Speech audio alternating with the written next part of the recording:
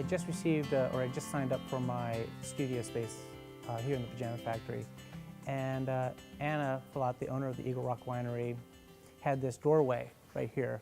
And she asked me if I could do a painting for it.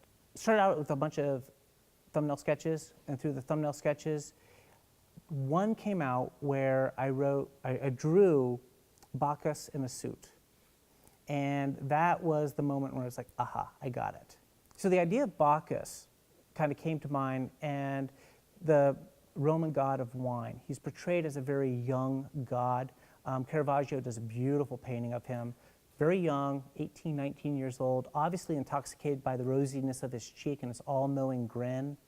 That hit me immediately. And then in my research, I found the Greek god Dionysus, as portrayed in the Greek urns, much older, much wiser, full beard. And when I saw those two characters and the contrast between them, two of my very good friends here in Williamsport, Michael Pilato and Carlos Saldivia, came to mind and said, ah, these are my models, okay? So I used those two characters, people, as the basis for the imagery. These are not portraits of Michael and Carlos, rather they are portraits of Bacchus and Dionysus in a contemporary sense, and that's really, really important. The horns that I have on the figures are there to help suspend belief. I did not want the viewers to come in and say, oh, that's a portrait of Carlos and that's a portrait of Michael. Rather, I want the horns there to suspend the viewer's belief that these are real people. That's really kind of important. I wanted to bring them to a contemporary sense. And so they're wearing contemporary business clothes, and you'll notice that Dionysus is pointing down. He's a much older, wiser person saying, no, you got to calm down about the use of wine, while young Bacchus is pointing up. And actually, Bacchus's both hands are kind of pointing to happy hour, which I thought was kind of an interesting little opportunity.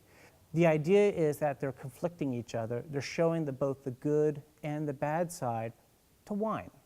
You know, and that kind of is also portrayed by each figure has an angel and a devil or a demon fighting on their shoulder, okay?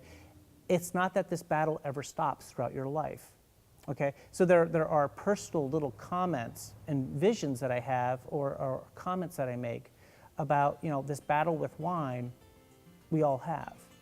And we're always seeing the good side and the dark side to what we do.